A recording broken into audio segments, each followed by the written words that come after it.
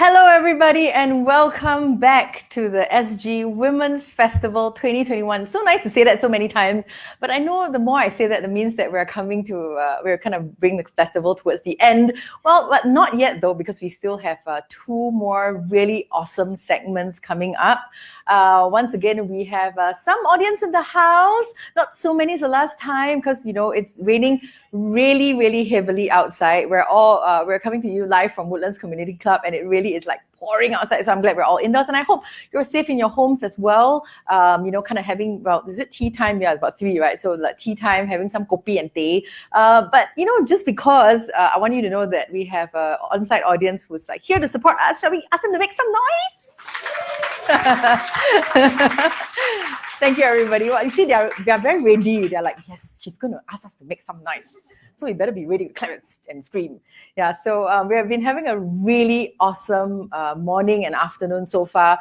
The feedback's been great. All amazing panelists who have come on to share and talk about various topics that we've specially chosen for women to prepare all of us for the future and all the challenges that we're going to face.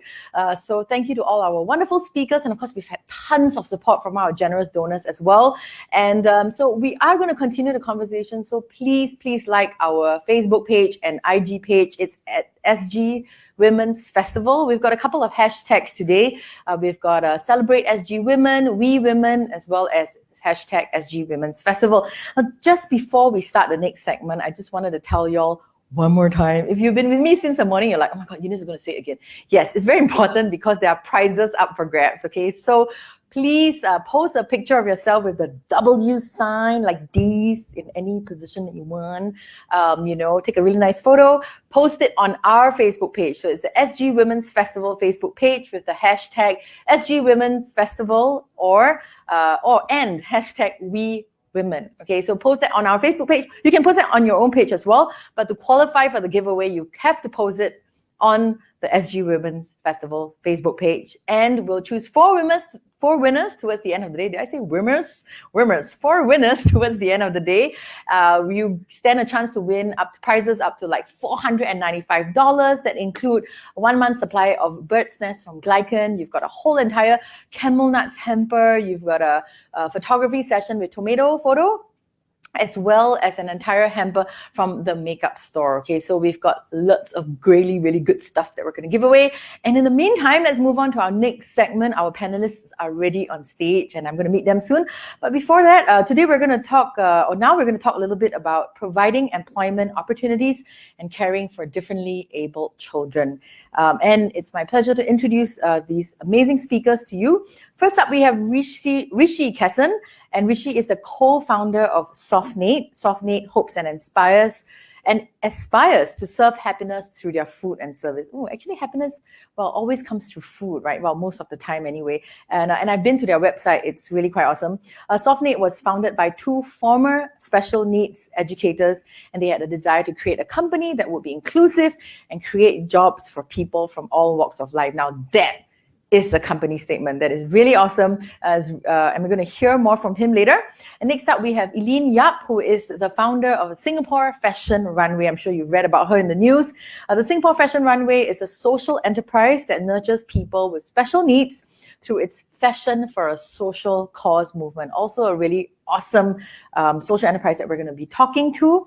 And our final 2 panelists are Christine Kitt and Casey Ng. Casey is a Singapore Fashion Runway youth leader, very cool. And her mother, Christy, both of them are going to be sharing about their personal journey as well. So if you're ready, let's meet our wonderful panelists, shall we? Hello. Hello. Hi. Thanks so much for braving the wind and rain to come all the way here. I know some of you are Easties, but still not so far, but still, you know, you made the trip. Well, thank you so much for being here.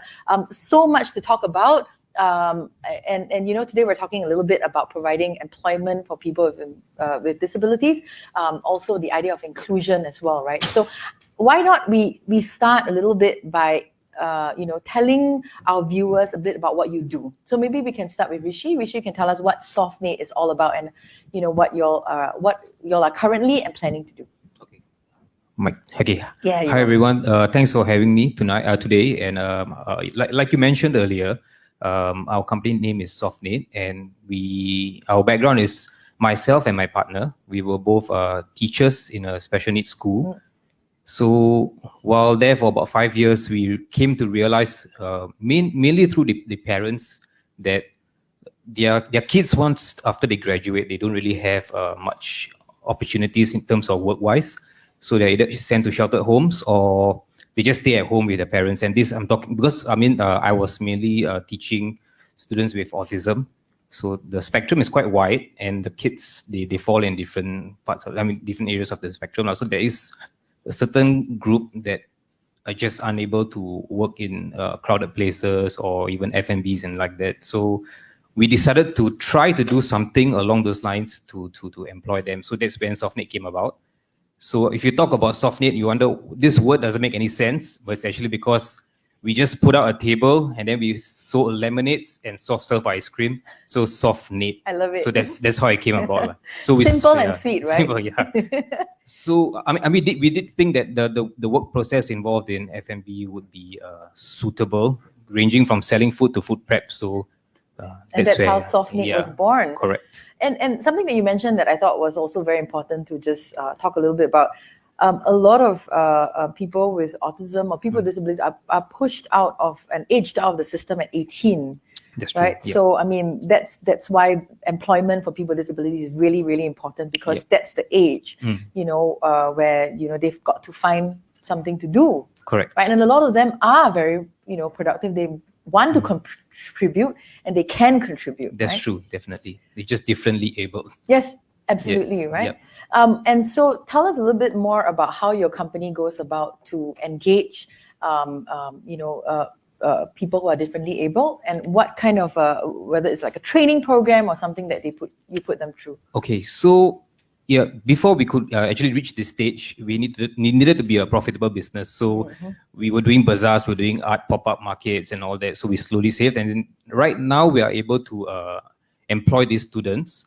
So there are two ways how we are doing it right now. Okay, we are not a social enterprise, not yet. We are looking towards going towards that direction. But as of now, we are just a regular SME, and we are just hiring some student interns. So we were actually from Rainbow Center, the special needs school. That's where we used to teach. So of course, that's where we went back first to speak to the school leaders. They gave us the school canteen to operate. Right. Okay, because we do have passion in food. So in the canteen settings, they have this thing called financial assistance scheme for lower income kids. So we are actually providing them with like bags of food, snacks, all that. So we got the interns to come on board. Every morning they are packing the fruit, the snack, the drinks, they'll go to each class, they'll distribute. That's one of the things that they're doing. And we also have the more higher functioning kids to come into our canteen itself, and they will serve our customers. So they'll pick the hot dog, they'll pick the buns. That's fantastic. Yeah, they will. So we teach them step by step. We have like a visual over there, like step 1, you take the bun, step 2, you put the sausage, and then you put in the microwave and then you serve it. So they are learning certain stations where they can do food prep. So we feel this is a good platform for them to learn. And then when they go out to the market, they'll be able to find like-minded employers who will find it easy to assimilate into the workplace by doing this. So that's in our canteen. Whereas we also have our central kitchen, where our core business is, which is catering and all that. So over there, the kids they just joined us actually in 2021 after all the talks and everything. So right now they are doing like we stationed some of them at the bubble tea station. Yep. Ooh, bubble tea, yes. Yums. Yums. The distraction is there for them, but yeah. So they learn, like I said, the same thing step by step. So they take the cup, they see the order, they paste the label, they scoop the ice, they pour the drink, and then they seal it, and it's going out for the orders. So everything is very structured for them. And it's a very new experience, I think, for us as well as for them, because, a central kitchen, the environment is really hustle bustle and messy. Intense, it's not structured like a school. So that's where they learn to regulate as well and learn what the norm is outside. Yeah, and the very important thing is they have a shadow coach teacher over there, a job coach who will actually come along with them every session and guide them along the way. You know what? You sound exactly like a social enterprise, right? I mean, this is exactly what you're doing. I mean, the fact that you have the social mission at the heart and core of your business, you are a social enterprise. Yeah, it's fantastic. And of course, social enterprises are also profit-driven. Yes. Right? So fantastic what you're doing. I want to come back to you, Rishi. Sure. At this point in time, I just want to speak a little bit to Eileen, who started the Singapore Fashion Runway. So tell us a little bit about what you do, Eileen. Hello. Okay. Hi. Thanks for having me here. So I'm Eileen, the founder of Singapore Fashion Runway. So when I started out, it was because of SG50. So through fashion, we want to bring in people with all walks of life. So we find that people who have a talent in designing, in sewing, craft making, and a lot have like photography talent. Everybody wants to put their talent through a platform. So we created Singapore Fashion Runway as a platform for them to shine on stage. So slowly after, we saw that a lot of people with chronic illness, special needs, caregivers, they also have a lot of talent. So that's where we say that, hey, maybe that should be more purpose, and then we slowly converted into fashion for social cause as a movement.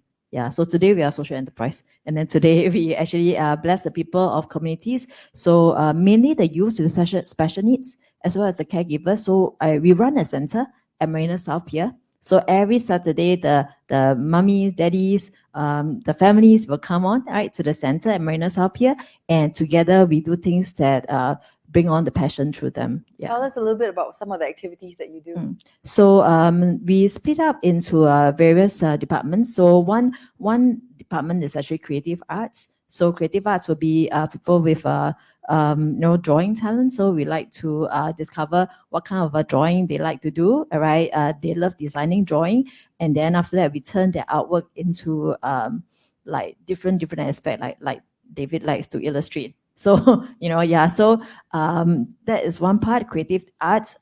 They also try to do craft making, sewing. That's where we try to teach them at our center. Another department is performing arts. So we realize that they also love like public speaking. I think they learn about public speaking, learn about dancing, singing, modeling, and then the third part is entrepreneurship. So entrepreneurship will be whereby we try to curate what are their talents, and after that see whatever chance that they can do merchandising with the creative arts. Maybe put some of the products, turn it into masks, vouchers, and then we also run this year we actually started a store as well. So at People's Park store. So they also learn retail management, online business, etc. Yes. So we do quite a lot. You do everything. We do everything. As long as whatever that the families like, then we will try to journey with them. Yeah, we position ourselves as a second home. I guess where you shared that after special needs school, a lot may want to think about their future. So this is where they ease into the society. Yeah. Therefore, employment is very, very important. And I want to come back to two of you a little bit more to talk about employment for people with disabilities and encouraging other employers like what the two of you are doing. But first, I want to speak a little bit to Christine and Casey, mother and daughter. Oh, you look very young, huh? You look like sisters. Well, thank you for being here. Now, I know the two of you are also involved in the Singapore Fashion Runway. So maybe you want to hear from Christine first. Mummy, how did you get involved? How do you get involved or know about Singapore Fashion Runway? Yeah, so I know SFR from one of the friends of the Pathlight School, and then we joined a couple of times, and then we find it quite interesting because it's not just the initially I thought that it's just catwalk, but actually I find out actually it's more than that, and it also explore lots of different areas that it really like a skill match, that kind of things for the kids. Yeah, because like design, sewing, all this, catwalk performance, just like what she was mentioning, retail management, MC, all this stuff. So that's why I find it is very interesting. Oh, yeah, Casey's like, jump in, Casey. Tell us more. Yeah. Hello. Yes. Okay. Thank you, Mike.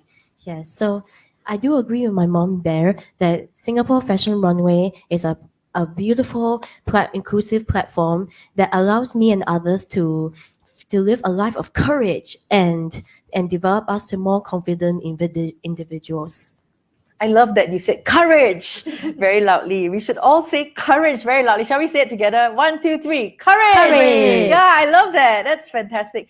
And I mean, I can hear it from your voice as well, right? Like why you enjoy Singapore Fashion Runway. Let's talk a little bit, because your medium is art, isn't it? Yes, that's right. You draw a lot, and I would love to see more of your drawings as well. Now, tell us how art has, changed your life or kind of made you the person you are today. I've been drawing since 7, and yeah, it is a type of a skill that I've really enjoyed the most, and what allows me to express others through emotions, feelings, contribution, and a willingness to help others in need. And because of that, art has allowed me to transfer all the ways of art to merchandises right on the table, and help others in visuals and ones that are in sales in retail pop-ups everywhere. And I'm glad, and I'm delighted that every one of those merchandises has come together to create like a sort of a foresty platform filled with inclusivity and diversity. That's fantastic. Wow. I love that enthusiasm in your voice when you talk about it. And you talk about the willingness as well to, to help other people in need, which is fantastic. Casey, tell me about what you like to draw. I'm sure everybody here wants to know. What is your inspiration, or what do you like to draw? Recently, I had drawn an art ground artwork. And over there, art ground is a place that caters to children and those below 9 years old, or I think it's 12. But no matter how old, age is just a number, right? So no matter how old we are, we have a child mentality, So yeah, so over there, I done it few weeks ago, and it was during the time I have school orientation, and I draw because this year is a year of ox, an auspicious year. So yes, it is. Yeah. And because 2020 last year was a distressing year for any of us to cope with business and family and health, and likewise. So I decided to scrape everything, all the characters that just walk into the forest with a cheerful, brightful environment that brings them to happiness, and a reminder to show them that with much dedication to the team, like SFR did, like Singapore Fashion Runway does do, every individuals with different talents and from different walks of life, it helps them to create SFR, an inclusive society, inclusive platform. Fantastic. Wow, it's like she's like my co-MC. Vision. And not only her, I think most of the youths, they all the entire know, website. they kind of like been watching our website, YouTube, Then that's where, every time they come, we do a lot of such role playing, and then they kind of like instill, I guess, and parents go back and then says that why you must be, inclusive, etc. So they leave it inside out. I love that you are so passionate about what you do.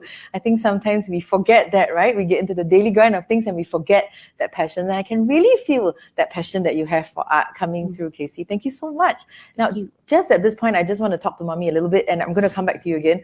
Like what, when like Casey's so involved in art, and from your perspective, how do you think you've seen her grown through that development? Okay, I feel she have more guts, when she do the talkings and all that.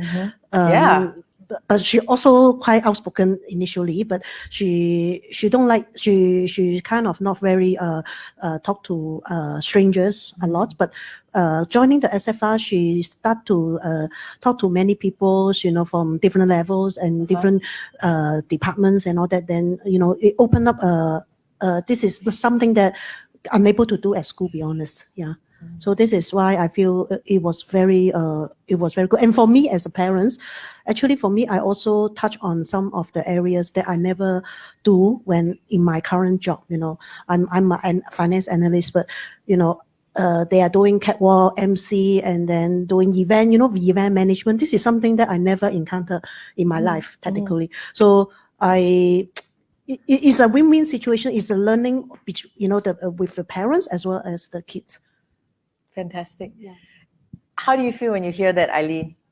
I feel very touched because I think that with me and my dream, there's only one person and there's only so much I can do. But I think with all the families out there, like supporting one another.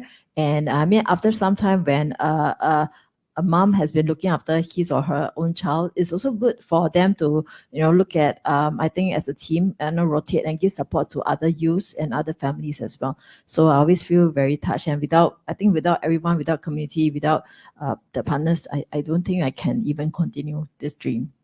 Fantastic. Let's talk a little bit more about, since we're on the topic of employing persons with disabilities, right? I think maybe hearing from the both of you, what do you think are some of the things to remember, take note of, or plan for when you're planning to hire a person with disability? Because there are so many schemes, there's so many things to take note of, like your physical environment, right, for example. So what is some of the advice that you have for companies who are looking to hire differently abled people? Maybe Rishi? Yeah, please. Okay, so I think even before we talk about advice about what they should look out for, I think they should have more awareness. So we need to build the awareness for kids with special needs, because right now, if I just ask my industry partners, other than the bigger ones like Starbucks and all that, who are doing their part, there are a lot of guys in the SME who don't know what they can do, and they don't know these people are around that they can hire. And so I think maybe you have to build the awareness. So the second part would be like there needs to be an organization where they can consult to know more about the hiring of these students or these graduates, these people with special needs. Yeah, because like I said, if I was not a special needs teacher, if you ask me to go and hire someone like that, I'll be very hesitant. I'll be like, I don't know what to expect from them. I do not know how to teach them, how to guide them at the workplace, or even how to train them. Like orientation day, I think I'll be very like blur lah, like because I don't know anything. Yeah, so I think that will be a very good place to start, like just awareness of more about our people with special needs. So maybe in the sense like for SG Enable, what they're doing and trying to reach out to employers, but also kind of trying to bridge the gap at the same time. Yeah, we need to do more. We need to do more. Yes, absolutely. We all have to do more. And I think it also takes the will of every employer to want to do something. I mean, you need to start with that, right? And like you said, the awareness as well.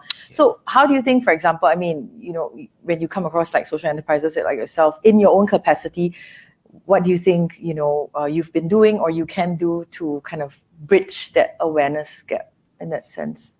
Maybe Eileen, you want to take that? Yeah, I think for us, because we always have like pre-COVID days, we always have physical runway shows or pop-ups. So that's a very good opportunity for the public to actually attend our shows or pop-up and then just interact with the families.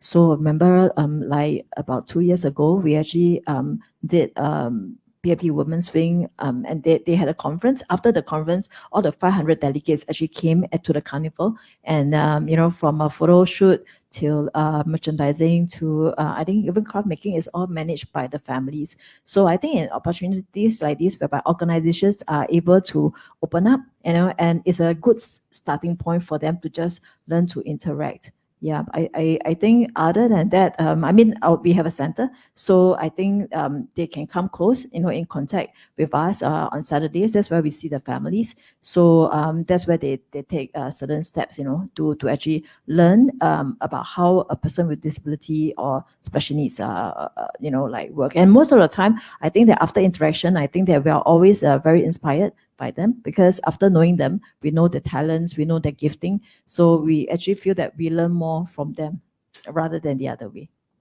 I want to ask, and please, four of you, please feel free to answer. What do you think needs to be done more, like from a perspective as Casey, for example, or from Mummy, and from the both of you? What do you want to see more? Like, what do you want to tell people? About whether it's hiring people with disabilities or even just having a more inclusive society. And I think the four of you bring nice perspectives today, because especially, Rishi is a special needs teacher, so you carry that experience with you. So I just want to hear what four of you think, like anything you want to say to anybody in terms of, what more can all of us do as individuals? Because an inclusive society is not just like led by 10 people or 100 or 1,000. Everybody needs to do something. right? So what maybe, who wants to start? Anybody wants to start? Casey, you want to say something? I feel like Casey wants to say something. She's going to say something. In terms of encouragement, yeah. So to people, all of you out there with special needs, or whereas the caregivers who is caring people with special needs, I just want to assure you that your labeling is not a reflection of your self-esteem, and your fulfilling potential is not defined by what others think of you. So continue to live a dream and live a life of courage, passion, love from your families that has given you, and the determination and devotion that you won't forget. I love that. Wow, I think that deserves a big round of applause. I think she sums up for all of us. I think we should just end the session now. And go home. And you know what? I like what you said as well, because it's about the label, isn't it? I mean, even when we talk about it, even in this session, as we talk about it, you know, that we say people who are differently able, right? And that while we should be proud of that, while you should be proud of that, you know, it's not a label that, like what you said, defines who they are, right? It should never be. Right, and we are all, I mean, and you know what? You know something? I think all of us have something that we need help with, isn't it? I mean, who here has something that you don't need? I do. I mean, all of us, you know, in some way, right? So all of us are special and unique in some way, and you know, we're all different, right? So that label doesn't define who you are, and it should not. But at the same time, you know, we want to make sure that our society is not just, you know, meant for the 80% and not the 20%, right? So it takes all of us to do something together. So I you know, just ending on that is perfect. What about you, Christine? Anything Yeah, that my you want to say? English not as good as her. No, it doesn't matter. Don't worry. It's okay. For me, is as a parents, you know. Oh, thank you. But so for parents, Casey, I feel you that. should say that. But your love? But your love for me is as strong as an ox and much bigger than COVID out there. Wow. Oh, now I'm going to cry. Kindness. So Yes. for me as a parent, I feel that, you know, we are not, you know, if you have special needs kids, don't feel that you are alone. Okay. There's lots of, you know, talk to your friends, communities, you know, there's many of us that, you know, we also have similar problem and similar challenge. So don't feel that, you know, you are by yourself in the lonely planet, that kind of feelings. Yeah. Yeah, absolutely. There is always a community that you can surround yourself with and support yourself. And for you, it's SFR, isn't it? And also all the other families that you meet every Saturday. Eileen, what do you feel? Yeah, so after interacting with like the caregivers and the community, then we feel that I mean, just a perspective, like maybe maybe one task, right? When you deal with people with special needs, we may need to break it up to different parts, right? But put together, for example, a person who is not so verbal, you know, yeah, but he or she can understand and can still, you know, have certain decision or choices, you know, and then put together with another youth that may be very good in arithmetic, counting, you know, and then put with someone who is artistic talent. So when you put everyone together, they can still do, you know, the things that you ask them to do. Yeah, so do not give up on them, because if you were to spend enough time with them and of course with the great family support, actually we believe that they can do lots. Yeah. So I think one thing that you're also saying here is about identifying the talents, right? Identifying what they're good at. And Rishi, do you want to kind of build on that a little bit? Yeah, so if you talk about identifying the talents, I would say that, I mean, like what you mentioned, everyone has their own unique capabilities and skills.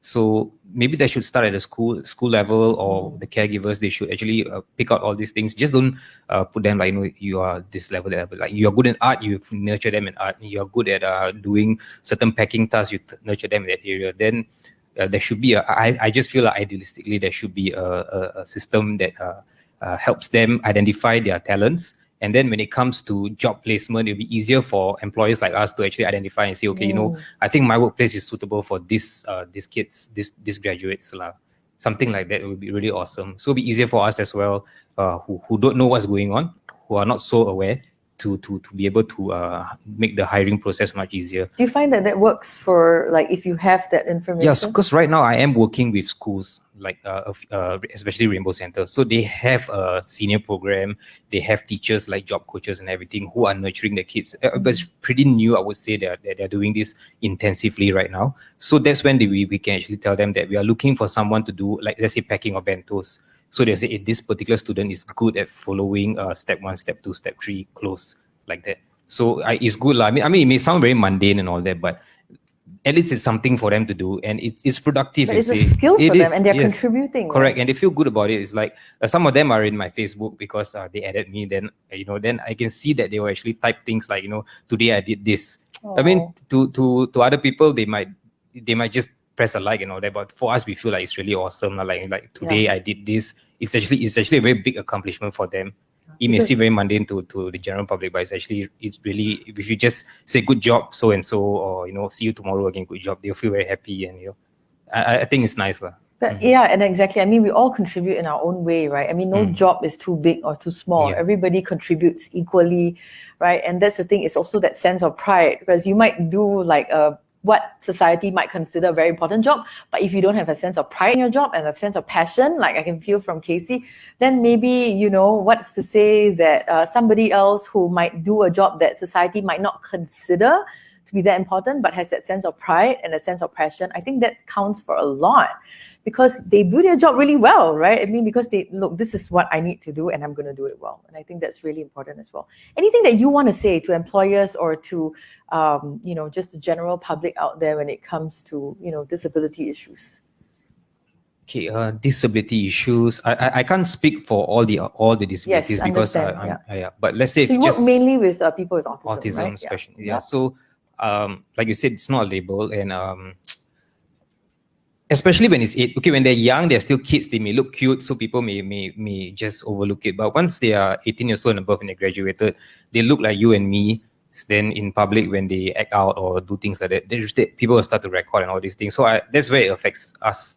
It affects me the most. So I really hope that people start to understand that they may be special needs. They may be reacting like that because of their environment. Yeah. So always have that their compassion in you, and try to understand them better. Don't just say bad things, mean things. And then to employers, I just want to put it out there to any SMEs out there who are actually listening right now, that you can do your part. I'm sure that the government has set in a lot of incentives and stuff like that, which I have not actually gone and checked on, which I will soon after this. But, yeah, get those grants. Yes, get those grants. Rishi, Yeah. Get those grants. Yeah. So schools are doing their part, so employees shouldn't be afraid right now. Just get to know this. Keep in touch with schools, I guess. Get to know who's going to graduate, who's looking for a job, and then try to get them as interns first. You don't have to commit as a full-time staff. Just come over as interns. They prove themselves, and then you like them, then you just convert them to full-timers. So I mean, this is not I wouldn't say this is a free pass for them as well, because I have worked with special needs students where they are aware that you are giving them a little bit more, let's say a little bit more slack at work, and then they will try to being kids and all that, they will try to not really do their best. So that's when me and my partner realized that even though you may label them as special and everything, a lot of them actually function quite similarly to any other employees. So you should treat them the same as everyone. It's like equality. Yes. Yeah. So when they come to you, tell them, okay, today you come to work, you have to work from this time to this time. Toilet break is only this time. Lunch is only this time. You cannot be late. So during interview process, all these things done very, by the book. Yeah. But I think that's very important also, because when we talk about equality, it's also giving them that same kind of respect. Yes. Because then I don't think that, they want to be like, special treatment. Correct. and like, pity or anything, right? I mean, I'm sure we all agree on that. So it's about giving them the same like level of respect as well. Yeah. And, I just want to talk a little bit to Casey. Now, you have been involved in SFR for a very long time, right? And Yes, you that's are now a youth leader. So cool. Tell us about what you have to do as a youth leader in SFR. For me, I don't think the title that just defines me of being a youth leader. I'm more of compassionate individual who likes to make a difference and contribute and assure others that you aren't different and you are just as functional and contributive civilians like everyone else in the Yes. society. And Fantastic. yeah, and What else? over there in PP store, which Eileen had mentioned, we've opened up a while ago, like last year, wasn't it? And in Chinatown, and over there is where I coach some youths on weekly to manage the inventory list. It's the usual, it's a basic counting the stocks in the center. And to be honest, I felt that the products there that is sold is quite a lot. There's about 52 products in sale. But other than that, they are dedicated to learn. They are courageous and they are perseverance. They have much perseverance in them to continue to learn and help others in needs too. So I can see in their heart and in their eyes that they have a soul through compassion and helping others in need and willingly to spread kindness. Well, thank you so much, Casey. Thank you. No, that was fantastic. Thank you. And I think, I mean, for you to just speak so passionately, not a lot of us, I don't think when I was your age, I was able to at all, to come on stage and speak so passionately about inclusivity and what we need to do and being a youth leader. So thank you for sharing that with us. And thank you for allowing me to speak from the hearts of many people out there. Oh, thank you. Thank you so much. Everybody, come on, let's give them a bit of encouragement. But, I think I've learned so much during this session. And I'm so glad you got to come up and share a bit of your love for your passion for art with us. We have a couple of questions, but just before that, I just want any last words, anything that you want to say regarding what you all are doing, where you hope to move to, and any of your hopes and dreams for SFR or for SoftNate, and for Christine, for Casey, and Casey for yourself. Yes. Rishi, shall we start with you? Yes, we'll always start with you. Since you're nearest to me, I will. Thank you. I will put the arrow there first. Okay. So in summary, I guess I think I'll just finish off where I paused just now. So all the SMEs out there, just go ahead, take the plunge, work with special needs schools, and engage them in internship programs. So I think that'll be great. That'll be a great start. So from young, they are exposed to working in the outside workplace, and it may benefit them in the future. And they may just realize that they are good at what they're doing, other than in the school setting, they're doing in a workplace setting. They'll feel more confident, and they'll grow up to be contributing members of society, and they'll have that pride in them. So yeah, let's do it together. Fantastic. And you, Eileen? Yeah, so when you look at people with disabilities or special needs, I think we try not to just, in the past pity them, but we really empower them. And, they can do so much. And instead of just, I think in the past, passing the dollar to them, then we let them see what is the, departments and what are the interests that they like to contribute into. And in turn, like through us, from the merchandising, from the services, from the programs that they also help us through you, right? Whether they can, maybe bless the youth work, by either buying or supporting, that will actually, I think, be more impactful to the person with disability. Yeah, as well. Christine. So for me, as a parent, I hope that one day when we need to bye-bye to the world, then the kids, the special needs kids, they can still mingling around themselves, being independent, can look after themselves and look after each other as well. This is what my dreams are. And Casey? So my dream for others who have faced with life challenges, remember to share with your loved ones or your teachers or anyone who you know that your doubts and your fears, your dreams. Feel free to cry. Feel free to say weird things, and feel free to share anything that what you're most fearful of. It is not it's not a sign of weakness. It is to show that you are progressively moving, and it shows that you are more courageous and more willing to move on and learn from your mistakes and learn from people and others from different walks of life. Thank you so much, Casey.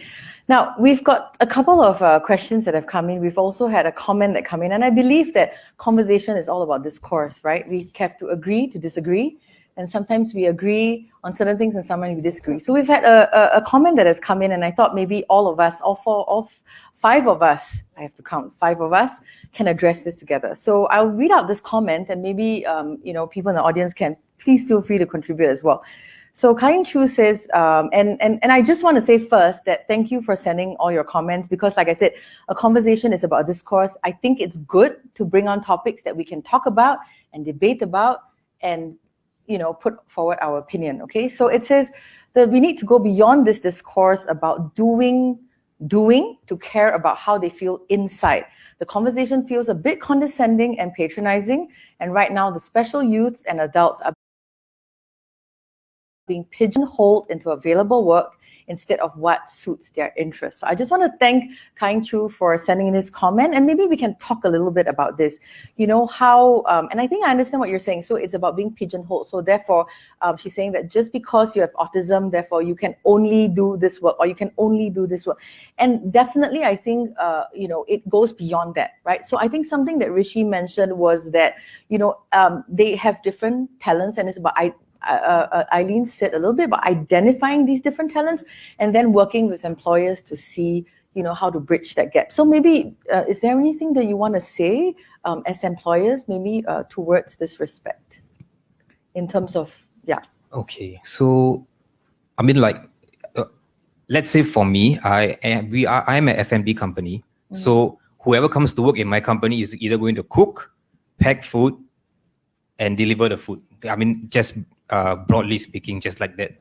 So you can't say that we are pigeonholing them. They have that talent. So if they have a talent to cook, they can join the kitchen to cook. If they have a talent to do packing, I have part-timers who come weekly, day in, day out, just packing, just packing bento. So I don't see it as, you're forcing them to do something they don't want. It's what they are good at and what they want. And then they come and join the company that they feel that they like, just like everyone else. So if they have a passion for art and fashion, they go and pursue it. They have a passion for doing hands-on work, they pursue it. So I don't see it as a, it's really up to them. It's up to the parents to encourage them. And then we as employers, we have to open up our doors and let them come in. Yeah, so maybe we direct the conversation in the sense of what employers can do. So whether we're talking about, and in the context of today, we have somebody from an F&B company, from a kind of a fashion and art company as well. So, but of course, I mean, I think we all here believe that, it's about what your talent is, right? But what is missing now is that we need the will of the employers, and we need people to say, look, we want to have inclusion and diversity in our organization, and it is an effort because it is not an effort that we shouldn't make, but because, okay, for example, if we open up this gamut of disabilities, we're talking specifically maybe about autism, and we talk about physical disability. So employers have to know that your office has to be accessible, right? Not just in an accessible building, but in an accessible office, right? So definitely there are things to consider. But I think as a society, even and I know what you're saying, and even at this point in time, the fact that we have to talk about this, and it should be like a given, right? I mean, it should be a given that you go to your workplace, that you go to school, there is integration, that you don't, this is not something that you're like, of course, we employ somebody based on merit and not because they have a physical or a mental or a disability, right? Because they suit what the job requires. And we want to move to that. And I think we're all going to work towards moving. And it doesn't take just 10 people, right? It doesn't just take employees. It takes the will of everybody. It takes special ed teachers. It takes teachers in schools. It takes all of us to know that, if we want to make sure that Singapore is inclusive, we need to do our part. And one way, we want to move towards a society where we don't have to have this conversation anymore. And it doesn't, and we evolve from that. So, and anything that maybe Christy or Eileen, maybe we... I think, I guess we have to be fair, because if you ask any mainstream youth 13 and 16, what is their talent and what do they like? They may not know. So let alone a person with disability, some of them have not been even given a chance or opportunity to try. So there's so much that schools can do to cultivate the real life skills. There's so much that when they go into a company, it's a different environment. Yeah, so I think that I guess everybody, when we come together to also understand, and then be able to do our part, I think that's more important. Yeah. So focusing on the individual action as well. Christy, and Casey, if anything that you want to say, please. Of course. So in terms of the hopes and dreams for inclusive society.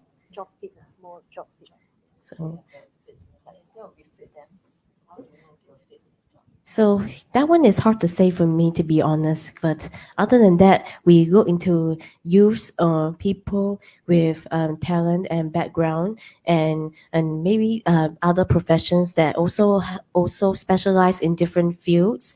And because we work closely with the F&B and art and design, polytechnic, and on, and we meet with amazing, talented, affable people in the community and in schools and in professions and workplace.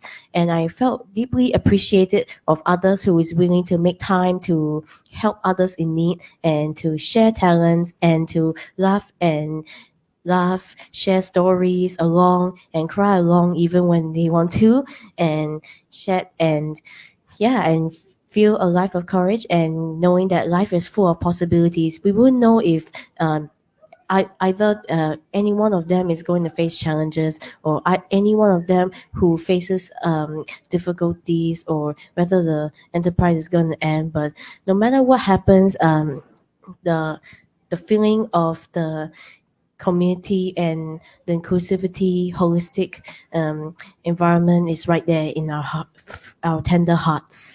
And you know what, Casey, I think you said something that's very right. And maybe one way to address this also is to tell more stories. Tell more stories, and people share their stories, right? About the challenges that they have to go through, how hard it is, to get a job. And while not all our friends are verbal, but we, for those of us who can tell stories, we should find their stories and we should tell them. And maybe we should tell more of Casey's story as well, to inspire many people. Yeah. We have a couple more comments and questions, so let's try to get to a few of them. Marcus is asking, how can we as the public support the workers who are differently able? And maybe from an employee point of view, right? Or just, I guess, in terms of like workers. So maybe from an employee point of view, anything that the two of you want to say, or even Christine and Casey want to comment on? I think he's asking, how do we support workers? Maybe he's asking as a worker himself. So is there either the both of you want to take this? So I think for us, that's why we always have runway shows. We always have pop-ups. We always have like when we don't have, we have lockdown, but we still have online. We have inclusive like model hunt where people can just strut the runway together in the comfort of their house, together with our youth, and then do things together. So all these opportunities allow you, to learn how to be inclusive, learn how to deal with people with special needs. So, I mean, our doors are open, our center is open, so you can always write into Singapore Fashion Runway. Yeah, so that's one way. And there are also a lot of organizations out there as well who work with people with special needs, so get to know a little bit more about them. There's tons of NGOs, VWOs as well. So, I mean, you can partner with them. And awareness is very important. And in fact, I think you can help to build awareness as well, which is very, very important. And even in your workplace as well, like encourage your employer to have more inclusive policies, perhaps. That's always something to start with, right, from an employee perspective. So Melanie is asking, how do you deal with some unpleasant circumstances? So anything that has happened that maybe are you open to sharing with us? Any unpleasant circumstances? Even formerly, Rishi, as a special needs teacher, anything that you've had to encounter personally or through someone or witnessing something that you want to share, and maybe tell us how you overcame that particular incident? So you speak in terms of something. I mean, the question is asking unpleasant circumstances. So I'm saying I'm just inferring that it could be because Could be a bullying incident or something that you see in public and stuff. You Okay, mentioned a little bit so about yeah. filming, right? Yeah, so it's along those lines. I think it's basically the lack of awareness, and people just like to label them names. Like it happens at workplace as well. So for myself, it's the only advantage that the people that come into my workplace have is because I have the background. So I already educate my team prior to the new the interns coming in. So I already explained to them how they function, the profiles, and what might happen. There might be a meltdown. You cannot say no unnecessarily to them. You must explain why, because sometimes they don't understand why you ask them to do this. Like, I can just tell you, go and get the cup. They'll be thinking, why are you asking me to go and get the cup when you can get it yourself? So you need to explain to them that's the work process. You're in that station, you have to do it. So I have already educated the team. So I think in terms of dealing with unpleasant circumstances in my workplace, it's quite regulated and there isn't much. But I think in the general public side, there's a lot of work to be done, because I open my news feed on social media and there's always someone, being made fun of. And I have, based on my experience and knowledge, I mean, like just teaching, I know that some of these, they are not, it's just special needs. Some of them, they're just having a meltdown at that moment because of the environment. But people don't know that. And you can't blame people also if no one is teaching them or educating them on the people, on special individuals. So I think that's the one of the very biggest challenges that we face. Yeah, I think, and I think the thing about it is awareness, isn't it? It's awareness and education and integration. I mean, this three is really important. I mean, if you have friends who have special needs or disabilities, then that's your friend. Yeah. You grow up and you become an architect, you become a civil engineer, a public servant, whatever it is, and I have to devise policies, I have to build things, I have to build roads that are also accessible, isn't it? Or I have to have a school that has different classes, or I have for example, National Museum has a quiet room, right? So I mean, these are the things that we need to build awareness and education around, so that it becomes, to Kai-Ying's point, it becomes a point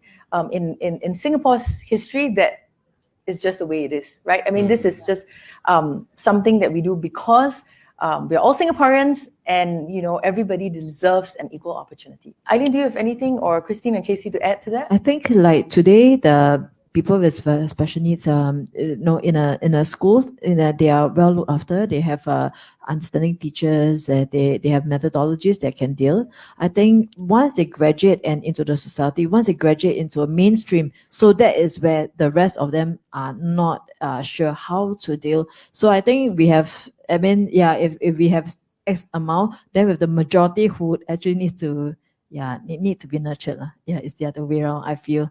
Yeah. So rather than, I think we should really do something with the rest of the population, which is Casey, And please. for me, in my opinion, I felt that not only the workforce, but places that there's people with special needs, or everywhere where we work, we think things differently. But what things differently is another level beneath is how we learn things. Like in schools, you've known the usual points of learning is through kinesthetic, sensory, and reading or writing, and more. And so it was then the other day, I was at PP store at Chinatown.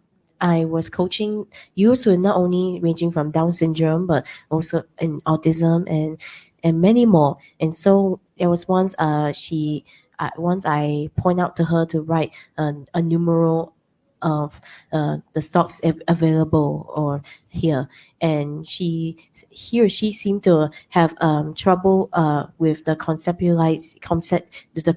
of writing two decimals. So in the end, I spelled out for her, like 25, for example, 25. So I believe that's what the workplace or people with special needs, whenever they go into any platform they want to work in different areas, I feel like this could be one of things can be improved. It's knowing how you learn. Yes. Yeah, and being able to communicate the message in a way, right? Yeah. So basically, I took notice and detail of seeing how others learn things differently. It is like school; we learn things differently. Yes. And all of us learn differently, right, Casey? Yes, that's right. Yeah, absolutely. Thank you. We just have one more question here from Ritu. Ritu is asking, there are many companies that cannot hire special needs people because of the type of work itself, but how can they contribute to your cause? Eileen, let's go to you first. Okay, Since Rishi is like, I "Hey, bring, don't always I call bring a me lah." lot of products. So, you can welcome our youth anytime, right? And then log on to SingaporeFashionRunway.com and then just tell us what you need, whether it's a uniform, there's workshops, and then, you can still support. Support through all these merchandises, whether it's design, merchandise, creative workshops, whichever, I think the sky's the limit. So just write into us, you can still contribute. Are you looking for volunteers? Yes, you can send in your staff also to do lots of promotion for us again. Yeah, thank you. Okay, promotion. and Rishi, how about you? Order your meatballs. I know, I went online to your store and I saw this bucket of meatballs and I'm like, I have to order those meatballs at some point. Of course, I read about your company profile also, but I was very distracted by the meatballs. Okay, thanks. That's a good thing. They look really good, by the way. Yeah, so it's one of our core products called meatballs in a bucket. You see at some events. Yeah. So these meatballs, some of it is going to be assembled by some of our special needs students eventually when they get to the station. So let's say if your workplace, let's say for example, if it's a place with biohazard or things like that, where dangerous workplace, you can't hire people with special needs, then you just support companies that are hiring people with special needs. Buy my meatballs, buy the mask, and then it will help us expand our business faster and hire more people. I mean, money does help. Yeah. Well, yes, it's useful, right? I mean, and just because it's a women's festival, it's International Women's Day soon, I also want to just address this last question to Christine. As a mom and as a woman, I mean, how has tell us a little bit about your relationship and your journey together with Casey. I know this is a very long question, but maybe some of the highlights and things that you're so proud of her.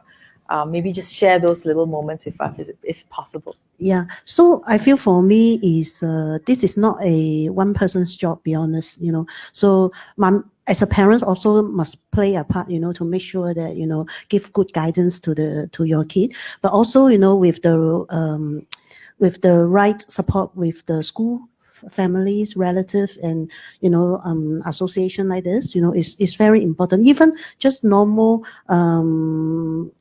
people on the street, if our kid melt down, you don't need to come and help, but you just don't give us those kind of unpleasant look, because you didn't know that actually we already at home practice, billions of time, but maybe when it come to a point that they need to melt down, they will melt down. That kind of thing. So I feel that for Casey, she learned a lot through the school in Pathlight, and through that she able to develop her confidence and skill and all that. And then in here in the SFR, she also built another level of confidence to to talk more vocals and all this. You can tell, right? Just now. Absolutely. Yeah. I think you should host with me next time, Casey. Yeah, so like that, so I think is her dream is my dream. So for me is as long as she would like, for her, she like to do community service. She say that she like to help the elderly and all that in future, give back to the community. With this kind of passion heart, I feel nothing more I will request for. And I think I think we should definitely give Casey the last word. So please, Casey. Yeah, so I'd like to thank my mom for giving her guidance throughout me growing up, and the support of Pathlight School that I was in, which is also an autism-focused school. And growing up, I always see and observe people around me who face life challenges, and people who kept to themselves. They even have problems within that, who they feel doubtful to share. Even sometimes I feel ashamed, but it does not stop us from living the life to the fullest and seeking life as though that there's another stranger that are willing to give us an opportunity. So if understand is quite terrifying to see and seek for help and ask if they are willingly to help you and willingly to help others. But other than that, I enjoy life and I enjoy what I'm doing because it is something that something that empowers me to be a better individual, to better influence others who also, as me, feeling doubtful and sense of fear and have filled up with bad experiences too. But it does not stop them from living as a individual as what they are. Thank you so much, Casey. Isn't that beautiful? Wow. Thank you for summarizing this entire conversation in that one sentence. Thank you so much, Casey. Thank you. I just want to say also, the reason, we have the Singapore Women's Festival, we have all these conversations, and it's not, and I'm really glad we went a little bit deeper because we don't want the conversations to be superficial, right? We want to talk about the hard issues. We want to talk about things that are hard to talk about. We want to disagree, and that's how our society can grow. If we have these conversations, and that was just nicely accented by Rishi's phone. No, it's fine. It was probably just seal the deal. That's the one. And I think these are necessary conversations for our society to grow, for us to be more inclusive. If we don't talk about it and we sweep it under the carpet, what happens? It'll never come to light, right? And so I just want to thank everybody, for being so open. All of you, our panelists here today, for being so open, for sharing so openly, for having so much courage to share. I really appreciate it. And for someone who's done this for, not a very long time, but for a while, I know that it takes a lot of courage to come up here and just bare your soul to everybody. So I really deeply, deeply appreciate that. And I never take that for granted. So thank you so much. And I want to thank everybody for sending your comments and your questions in. Please, it just lets us know that we have to keep the conversations going. So even after SG Women's Festival 2021, we're still going to engage you on Facebook, Instagram. So I want you all to be as honest as possible on the comments so that we can have these very necessary conversations. Thank you so much. We're going to go for a little sanitize wipe down. But before that, shall we give our panelists a round of applause? Thank you so much to Rishi, Eileen, Christine, and Casey for coming on the show. And now we are going for our hygiene wipe down. And I'll see you guys back here again at 4:30. Okay, see you later. And also, we're going to flash the QR code. So scan it and give us your feedback. See ya.